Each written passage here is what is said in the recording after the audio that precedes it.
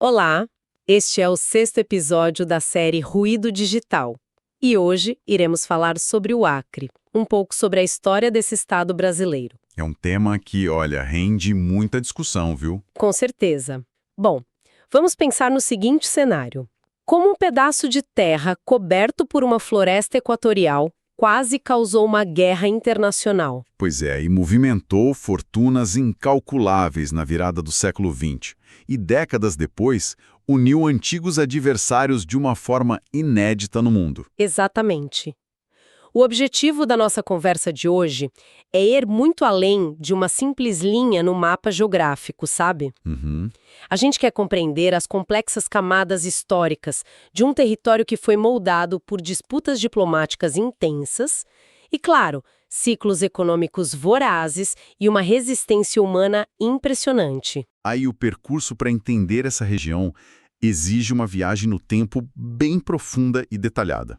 A nossa análise de hoje vai passar longe de ficar decorando datas. Sim, total. A ideia é focar nos eventos reais, né? Exato. Vamos investigar os mecanismos reais que transformaram o Acre. A gente vai percorrer desde os tempos originais das populações nativas e a organização complexa delas. Entender toda a engenharia financeira, né? Isso, a engenharia financeira e humana por trás da extração da borracha, os embates de fronteira que mudaram o desenho da América do Sul, até chegar na criação de pactos socioambientais que redefiniram o que significa viver na floresta. E o ponto de partida é fundamental para a gente. Porque antes de existir qualquer disputa de fronteira, antes de qualquer burocrata traçar uma linha num mapa de gabinete, já havia um território ali. Um território vivo, né? Sim, densamente ocupado e com regras próprias. Aquele ecossistema humano prévio é o que a gente chama de Tempo das Malocas. E, olha, é crucial entender esse período pré-contato não como um vazio que estava lá, tipo, à espera de ser descoberto. Era uma rede estabelecida, né? Exatamente. Muito antes da chegada de qualquer explorador, a região era o lar de uma diversidade imensa de povos indígenas. Estamos falando de etnias como os Unicuí, os Axaninca, os Jaminawa e várias outras. Caramba, muita diversidade. Muita. E quando a gente observa as matrizes linguísticas da região, como o Pano e Arawak, a gente percebe a complexidade da coisa toda. Dá para ter uma noção do tamanho disso. Bom, ter matrizes linguísticas tão diferentes na mesma região é o equivalente a ter povos falando línguas de origem germânica e latina convivendo ali no mesmo continente. Nossa, isso denota, séculos de assentamento, comércio e diplomacia local. Com certeza. Uma organização social, política e econômica com raízes muito profundas. Eles praticavam a agricultura, a caça e a coleta em um equilíbrio bem dinâmico com a floresta. E a maloca entrava onde nisso tudo? A maloca, nesse contexto, operava como o coração de tudo. Não era, sabe, um simples abrigo contra a chuva. Era o centro da vida coletiva, o espaço de decisões políticas, de rituais. Um espaço de convivência real. Uhum. E principalmente de transmissão de saberes sobre como manejar aquele ambiente de uma forma sustentável. Só que aí o cenário geopolítico sofre uma virada drástica, né? Uma virada impulsionada por canetas e papéis que estavam muito, muito longe dali. A burocracia entrando em ação. Pois é. Em 1867, ocorre a assinatura do Tratado de Ayacucho. Nesse acordo diplomático, o Brasil reconhecia formalmente que a região do Acre era um território boliviano. E, é uma situação bem bizarra se a gente parar para pensar. É verdade. É exatamente como assinar um contrato de aluguel de uma casa inteira, selado por pessoas que moram do outro lado do mundo, que nunca pisaram no terreno, ignorando completamente as famílias que já viviam ali dentro e cuidavam daquela estrutura há gerações. Essa analogia do contrato de aluguel ilustra muito bem a cegueira diplomática da época. O Tratado de Ayacucho desenhou uma linha imaginária baseada em coordenadas geográficas que, simplesmente não correspondiam à realidade da bacia amazônica. Não fazia o menor sentido no chão, né? Nenhum. Só que um pedaço de papel não consegue segurar a força da economia global. O que realmente muda a demografia da região não é a diplomacia, mas a urgência industrial. E aí, a partir de 1877, a coisa muda? Sim. inicia-se a primeira grande onda de imigração para a Amazônia. E a gente tem uma tempestade perfeita de eventos independentes se chocando, né? Porque, de um lado, o mundo inteiro, de repente, precisa de borracha. Exato. A segunda revolução industrial estava a todo vapor.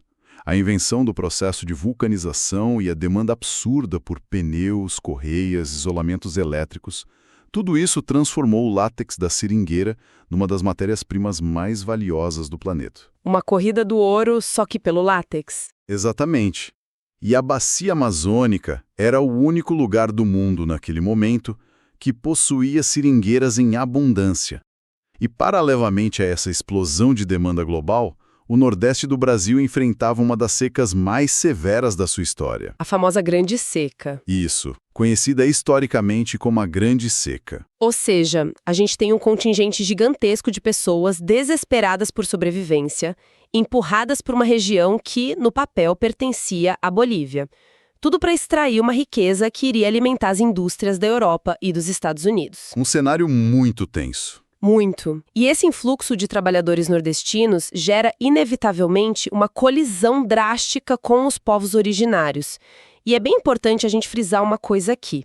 Não foi um esbarrão acidental. Não, de forma alguma. Foi uma colisão orquestrada por quem detinha o capital na época. A lógica do extrativismo precisava de expansão constante, sabe? Para extrair o látex, os grandes seringalistas precisavam dominar áreas imensas de terra. E isso deu origem a um processo de violência sistemática que a gente conhece historicamente como as correrias. Nossa, o nome já soa pesado. Como é que funcionava isso na prática? A mecânica das correrias era fria e calculada. Os donos dos seringais financiavam e organizavam expedições armadas. Essas frentes eram compostas por capangas e até mesmo por trabalhadores que estavam endividados. E o objetivo era? O objetivo explícito era perseguir, expulsar e exterminar as populações indígenas locais. A instrução era, bem entre aspas, limpar as áreas florestais para abrir caminho para as estradas de seringa. É de uma brutalidade muito difícil de mensurar. Uma tentativa de apagamento total mesmo.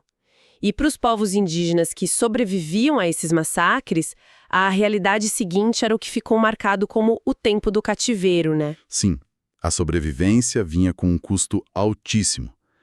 Aqueles que não eram mortos ou que não conseguiam fugir para regiões ainda mais inóspitas da floresta eram capturados. Nos seringais, eles se tornavam mão de obra escravizada. E o cativeiro ia muito além da exaustão física, pelo que a gente analisa. E assim, havia uma política deliberada de apagamento cultural. Eles eram terminantemente proibidos de falar as próprias línguas maternas e forçados a adotar os costumes, as roupas e a religião dos invasores. Era tipo a desestruturação total do tempo das malocas. Vamos desempacotar isso, né? Porque a crueldade do sistema não parava por aí, sabe?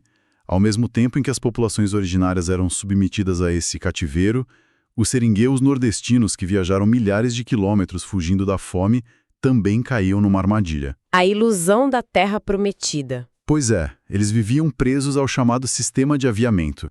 Como é que essa engrenagem funcionava na prática? Olha, o sistema de aviamento era um mecanismo engenhoso de escravidão por dívida. Funcionava assim: o trabalhador chegava ao seringal já devendo o custo da sua passagem de navio. Já começava no vermelho. Totalmente no vermelho. E no meio da floresta, a única fonte de suprimentos era o barracão do dono do seringal. O seringueiro precisava comprar ferramentas, facões, espingardas, roupas e até alimentos básicos. Um monopólio absoluto. Absoluto. E tudo isso era vendido com um ágio exorbitante, né? Preços multiplicados várias vezes em relação aos valores que eram praticados nas capitais. Uma armadilha matemática. Com certeza. Na hora de pagar essa dívida, a única moeda aceita era a borracha que ele extraía. Porém, o patrão, que era quem controlava a balança, precificava essa borracha com valores irrisórios. Quer dizer, a conta nunca fechava. A equação era desenhada justamente para nunca fechar. O trabalhador produzia exaustivamente, mas o valor do que ele entregava nunca superava o custo da sua sobrevivência e dos juros acumulados no barracão. Ele ficava amarrado ali. Sim. Ele estava preso àquela terra, impedido de sair até quitar uma dívida que era matematicamente impagável. Então, nós temos um cenário econômico onde as duas populações mais vulneráveis são colocadas num conflito mortal. De um lado, o nordestino lutando para não morrer de fome e para pagar uma dívida infinita. Do outro, o indígena lutando para defender o seu lar e não ser escravizado. Uma colisão trágica. E enquanto eles se enfrentavam no meio da floresta, quem realmente acumulava os lucros milionários dessa operação estava a milhares de quilômetros de distância. Pessoas construindo palácios e teatros de ópera em capitais como Belém, Manaus e até lá na Europa. A drenagem da riqueza era absoluta. Todo o valor gerado ficava na ponta da cadeia de exportação. E é exatamente esse volume colossal de dinheiro circulando que começa a incomodar o governo boliviano. Ah, a Bolívia finalmente acorda para a região. Exato. A Bolívia olha para o mapa, percebe que o Acre pertence formalmente a ela, mas constata que a região está sendo inteiramente ocupada, administrada e explorada economicamente por brasileiros, que não pagavam nenhum imposto para La Paz. E a resposta da Bolívia para tentar recuperar o controle prático da região é, no mínimo, inusitada, né? Em vez de enviar o exército imediatamente, eles tentam uma solução corporativa. Sim, a solução boliviana foi tentar arrendar o território. Uma coisa bem diferente. Eles assinaram um contrato com um consórcio internacional formado por capitais norte-americanos e britânicos, o famoso Bolivian Syndicate. O Sindicato Boliviano. Isso. A ideia era transferir para essa empresa privada os direitos de administrar a região, cobrar impostos sobre a borracha exportada, policiar os rios e até mesmo manter forças armadas próprias no local. Espera, deixa eu ver se eu entendi o tamanho desse absurdo. A Bolívia viu que estava perdendo o controle de uma área riquíssima e, em vez de estabelecer uma estrutura de Estado, tentou terceirizar a administração do Acre por um sindicato estrangeiro, como se fosse uma franquia corporativa com poder de polícia. É loucura, né? A lógica era delegar o problema para quem tinha dinheiro e força para resolvê-lo. O governo boliviano sabia que não tinha infraestrutura logística para chegar facilmente ao Acre a partir dos Andes. Então, usar uma megacorporação parecia uma saída viável. Mas é óbvio que isso não ia dar certo. Claro que não. O problema é que isso foi visto como uma ameaça inaceitável pelos seringueiros brasileiros. E, mais importante, pelos políticos e empresários do estado do Amazonas, que lucravam imensamente com o trânsito livre dessa borracha pelos rios até Manaus. Ninguém ia aceitar pagar pedágio para um consórcio anglo-americano de uma hora para outra.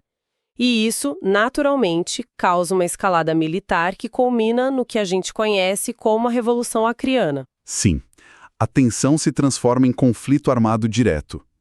Após algumas tentativas iniciais e bem desorganizadas de proclamar o Acre como uma república independente, a situação muda de figura em 1902. E quem entra em cena? O governador do Amazonas envia recursos e um militar chamado Plácido de Castro para organizar as frentes de batalha.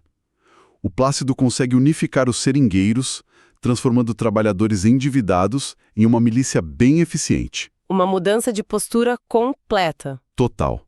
O avanço é estratégico e rápido. Eles conseguem sitiar e expulsar as forças bolivianas estabelecidas na região, como em Puerto Alonso, que depois viria a ser chamada de Porto Acre. Sabe, isso levanta uma reflexão interessante sobre a forma como contamos a história. A gente usa muito o termo Revolução Acreana. Mas será que a palavra revolução não é apenas uma embalagem grandiosa para o que na prática foi uma anexação de território puramente motivada por interesses industriais e econômicos? Essa crítica à nomenclatura é muito pertinente. Geralmente uma revolução implica uma mudança radical na estrutura social e política de um lugar, né? Exato, uma quebra do sistema. E no Acre pós-conflito, a estrutura de poder, o sistema de aviamento e a exploração dos trabalhadores e indígenas permaneceram intactos. O que mudou foi o controle soberano sobre a arrecadação daquela riqueza. E claro, para evitar que o conflito escalasse para uma guerra formal de grandes proporções entre Brasil e Bolívia, a diplomacia precisou intervir rapidamente. É aí que entra o famoso Tratado de Petrópolis de 1903, não é? Liderado pelo Barão do Rio Branco e pelo então presidente Rodrigues Alves. Como se resolveu essa disputa no papel, já que na prática os brasileiros já tinham dominado a área toda? Bom, o Tratado de Petrópolis foi uma negociação de compra e compensações pragmáticas. O Brasil assumiu o território do Acre definitivamente. Em troca, comprometeu-se a pagar uma indenização de 2 milhões de libras esterlinas à Bolívia e cedeu pequenas faixas de terra lá na região de Mato Grosso. Uma compra gigantesca. Enorme.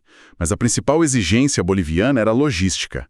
Eles precisavam de uma saída para escoar seus produtos em direção ao Oceano Atlântico. Por isso, o Brasil assumiu a obrigação de construir a estrada de ferro Madeira-Mamoré, contornando os trechos não navegáveis dos rios amazônicos. Aquela ferrovia histórica. Isso. E com o acordo selado, no ano seguinte, o Acre foi oficialmente transformado em um território federal brasileiro. A paz diplomática foi alcançada, né? Mas o mercado, como sempre, não perdoa. Aquela riqueza absurda que justificou toda essa disputa estava com os dias contados. Décadas antes, sementes de seringueira haviam sido levadas da Amazônia para a Ásia. O famoso contrabando de sementes. Exatamente. Quando essas plantações asiáticas, que eram organizadas de forma racional e livres dos predadores naturais da floresta, começaram a produzir em larga escala, o preço global despencou. A economia da borracha amazônica entrou num colapso profundo. O primeiro ciclo chega ao fim. E a região parecia destinada ao esquecimento total. Até que a geopolítica mundial provoca um solavanco violento novamente. E o evento que altera essa inércia é a Segunda Guerra Mundial. Com a expansão do eixo lá no Pacífico, os japoneses dominam as regiões produtoras de borracha na Ásia e isso corta o suprimento vital para os países aliados. De repente, o cenário vira do avesso. Sim, de repente, a máquina de guerra americana e europeia, que precisava fabricar pneus para jipes, aviões e esteiras de tanques, fica sem matéria-prima. O olhar do mundo se volta desesperadamente para a Amazônia outra vez. Esse cenário impulsiona o segundo ciclo da borracha a partir de 1942. E sob forte pressão internacional, o Brasil entra no jogo com os Acordos de Washington. O governo de Getúlio Vargas assume o compromisso de extrair e fornecer quantidades massivas de látex. Mas, para tirar a seiva da árvore, precisava-se de força humana. Muita força humana. E como numa repetição sombria da história, para onde o governo olha em busca de braços? Para o Nordeste, que mais uma vez enfrentava a tragédia de uma seca extrema. Aqui é onde a coisa fica realmente interessante e profundamente trágica. Porque a estratégia do governo foi pesada, né? Sim, a retórica inflamada do governo sobre heróis da pátria era uma cortina de fumaça espessa para esconder um descaso e um abandono absolutos. A estratégia estatal foi montar uma máquina de propaganda de recrutamento gigantesca. Prometiam-se bons salários, assistência médica, terras e um futuro próspero. Aos jovens nordestinos alistados, era apresentada uma escolha cruel que vinha mascarada de patriotismo, sabe? Imagina, a pressão era enorme. Sim, ir lutar nas trincheiras geladas da Europa ou ir para a Amazônia servir ao país extraindo borracha. É compreensível que a maioria tenha escolhido o que parecia ser a segurança da floresta. Parecia mais seguro, né? E mais de 50 mil homens foram mobilizados sob o título grandioso de Soldados da Borracha. Só que a realidade era bem diferente dos panfletos de recrutamento. Completamente diferente. A viagem em si já era um suplício. Eram meses de deslocamento. Caminhões no Nordeste, navios superlotados pela costa até Belém e depois embarcações precárias subindo os rios amazônicos por semanas a fio. Uma viagem interminável. E quando chegavam... Quando finalmente desembarcavam nos seringais, a realidade os esmagava. Não havia assistência médica, os surtos de malária e febre amarela eram constantes. E as promessas de riqueza evaporaram no instante em que se viram novamente submetidos à velha lógica do sistema de aviamento. Tudo de novo. As dívidas recomeçaram. As estimativas históricas apontam que quase a metade desse contingente pereceu na floresta devido a doenças, ataques de animais ou exaustão. Tudo isso sem nunca haver acordo dinheiro prometido. E o mais revoltante de tudo isso acontece quando a guerra termina. O conflito global acaba, as rotas comerciais asiáticas são reabertas, O látex, do outro lado do mundo, volta a inundar o mercado e os soldados da borracha são simplesmente esquecidos no meio da Amazônia. Literalmente abandonados. Eles não receberam as medalhas, os direitos trabalhistas ou as pensões vitalícias que foram concedidas aos pracinhas militares que voltaram da Itália, por exemplo. Foram deixados à própria sorte, impedidos pelas dívidas de retornar para suas famílias lá no Nordeste. Passaram a ser chamados frequentemente pelo termo pejorativo de arigós, envelhecendo isolados naquelas colocações de seringa. É um abandono institucional severo que marca o fim do segundo ciclo da borracha. Depois disso, o Acre passa por um longo período de marasmo econômico. Em termos administrativos, há uma vitória política local bem importante em 1962, quando a região deixa a condição de território administrado diretamente pelo governo central e finalmente alcança um status de Estado. Uma mudança de peso. Foi sim. No entanto, o paradigma do uso da terra só iria sofrer um abalo definitivo na década seguinte.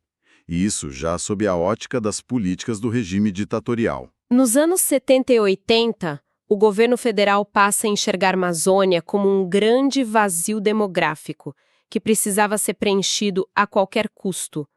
O lema da época era integrar para não entregar. Havia um projeto agressivo de ocupação. Exatamente. A diretriz do regime militar para a região baseava-se na substituição do modelo econômico. A extração de borracha e castanha, que eram aquelas atividades tradicionais que mantinham a floresta em pé, passou a ser vista como obsoleta, como um sinal de atraso mesmo.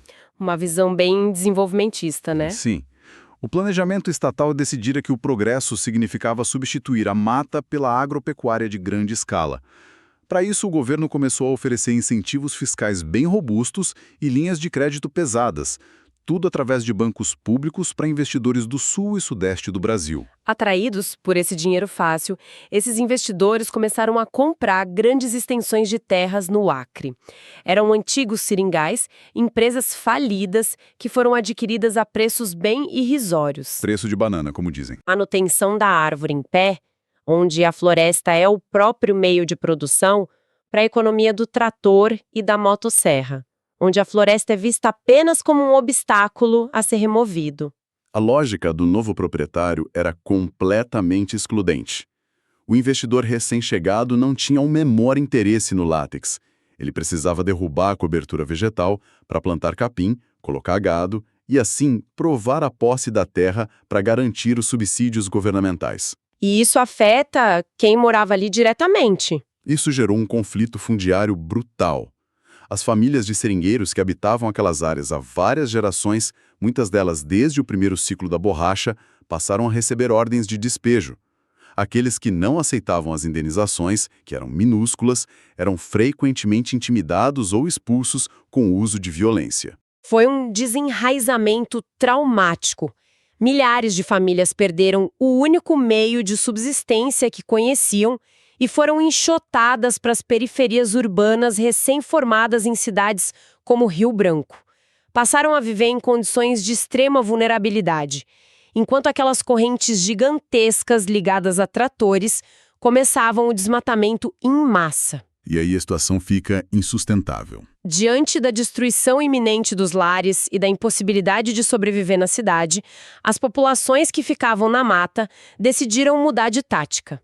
Em vez de fugir, eles decidiram resistir. E criaram uma das táticas de defesa ambiental e social mais fascinantes da história. O movimento de resistência organizou o que ficou consagrado como o empate. A dinâmica de um empate era notável. Quando chegava a notícia de que uma área específica de seringal seria desmatada, as lideranças sindicais mobilizavam dezenas, às vezes centenas de pessoas. Muita gente mesmo. Homens, mulheres e crianças caminhavam pela floresta até o ponto onde o desmatamento estava programado. Eles marchavam de forma pacífica e se colocavam fisicamente na frente dos tratores e das motosserras. Literalmente usando os próprios corpos como escudos para as árvores. Exatamente. A estratégia consistia em desarmar o conflito através do diálogo direto com os peões que operavam as máquinas.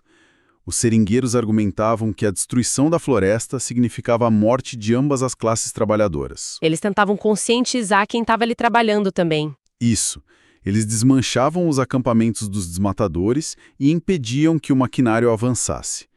Lideranças como Wilson Pinheiro e Chico Mendes ganharam notoriedade nacional e internacional, estruturando essa resistência pacífica, mas altamente disruptiva. E no meio de todo esse barril de pólvora, ocorre o que a gente pode considerar o clímax dessa longa jornada histórica, o surgimento de uma aliança que parecia absolutamente impossível se a gente olhar para aquele primeiro ciclo da borracha. Sem dúvida.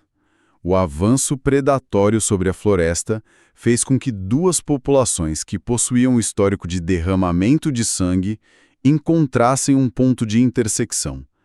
É aí que se consolida a Aliança dos Povos da Floresta. Uma união histórica. Lideranças dos seringueiros e liderança dos povos indígenas sentaram-se à mesma mesa. Eles compreenderam que o inimigo comum não era o vizinho que disputava a extração da castanha. O adversário real era o modelo econômico focado no desmatamento que ameaçava varrer do mapa o território de ambos. Então, o que tudo isso significa?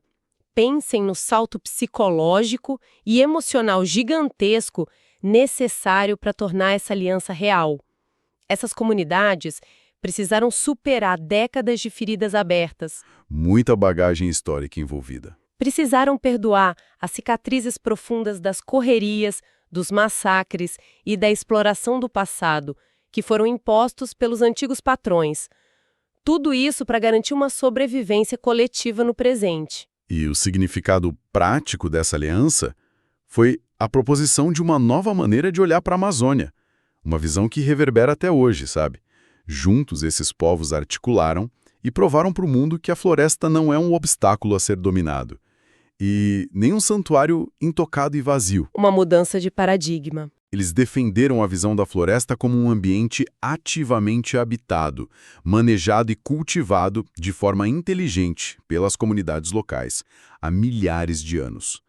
Essa união de forças foi fundamental para pressionar o Estado a criar políticas públicas inéditas. Acelerou muitas pautas importantes. Sim, serviu para acelerar o reconhecimento de demarcações e idealizar o modelo de reservas extrativistas, protegendo assim o modo de vida tradicional deles. Ao analisarmos todo o arco temporal do Acre, a gente percebe que não é apenas a história regional de um estado. É um microscópio sobre a formação econômica do Brasil como um todo. É um reflexo do país. Uma trajetória que se iniciou numa harmonia originária complexa, passou pela violência das disputas fronteiriças e pela exploração massiva de trabalhadores em ciclos de prosperidade ilusória, para finalmente culminar em um pioneirismo de união socioambiental. Os reflexos dessa trajetória explicam as contradições que ainda gerem o uso da terra nos dias atuais. É fascinante parar para pensar nessa trajetória toda. Olhando para esse exemplo concreto de união entre antigos adversários que entenderam o panorama maior, isso nos obriga a imaginar quantas outras alianças improváveis e transformadoras deixam de acontecer na sociedade atual. Uma reflexão super necessária, né? Quantas vezes populações vulneráveis continuam sendo estimuladas a lutar umas contra as outras, disputando o mínimo, em vez de direcionarem o olhar para cima e questionarem a lógica de quem realmente se beneficia com a constante divisão das pessoas. O valor de mergulhar no passado é justamente perceber as engrenagens dessas divisões. Continuem questionando as narrativas. Muito obrigada pela companhia hoje e até o nosso próximo mergulho profundo.